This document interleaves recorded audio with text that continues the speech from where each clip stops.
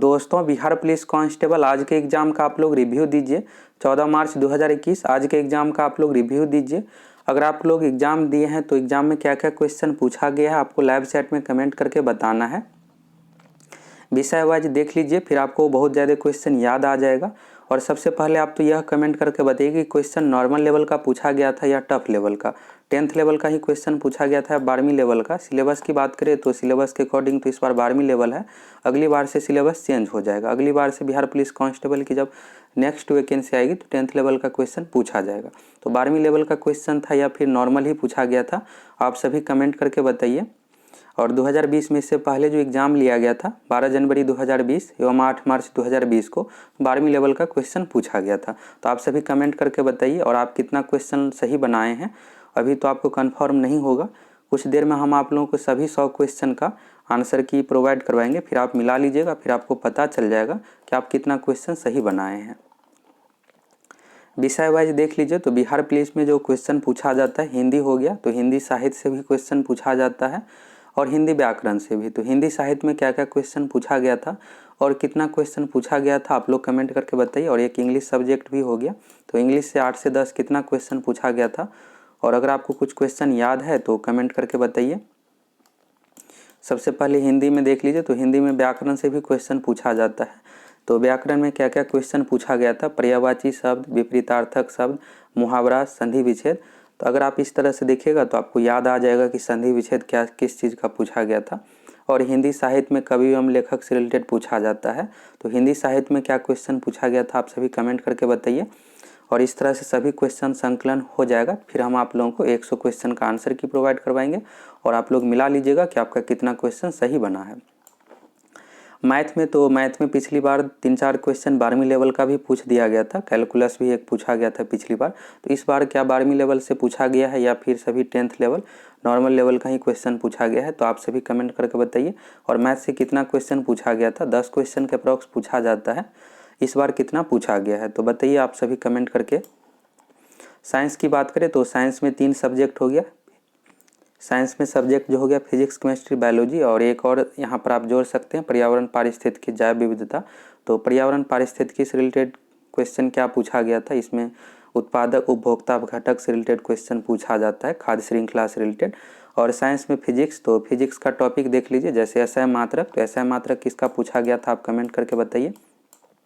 इसके बाद गति हो गया, इसके बाद प्रकाश, विद्युत धारा। इस तरह से अगर आप टॉपिक देखिएगा तो आपको याद आ जाएगा क्वेश्चन।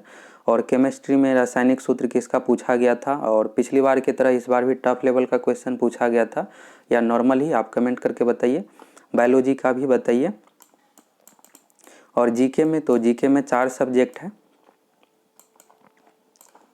जीके में हो गया हिस्ट्री, पॉलिटी, ज्योग्राफी, इकोनॉमिक्स। तो हिस्ट्री में प्राचीन भारत से क्या क्या क्वेश्चन पूछा गया था।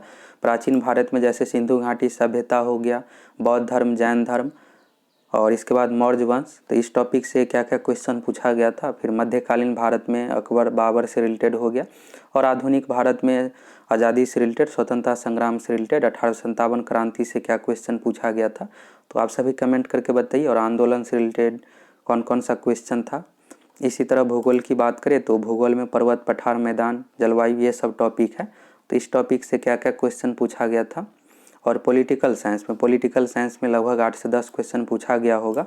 तो अनुच्छेद से रिलेटेड क्या पूछा गया था, मौलिक अधिकार क्या पूछा गया था, मौलिक कर्तव्य।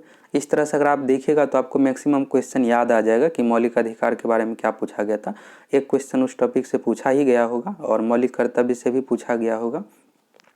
और कुछ अनुच्छेद से रिलेटेड और कुछ नियुक्तियाँ से रिलेटेड, जैसे राष्ट्रपति के निर्वाचन में कौन कौन भाग लेता है, उपराष्ट्रपति के निर्वाचन में। तो इस तरह से देखिएगा तो आपको याद आ जाएगा। तो जो भी अगर आपको क्वेश्चन याद आ जाता है आप कमेंट करके बताइए। और आप हमारे व्हाट्सएप नंबर पर भी क्वेश्चन सेंड कर सकते हैं। व्हाट्सएप नंबर है 8827195990।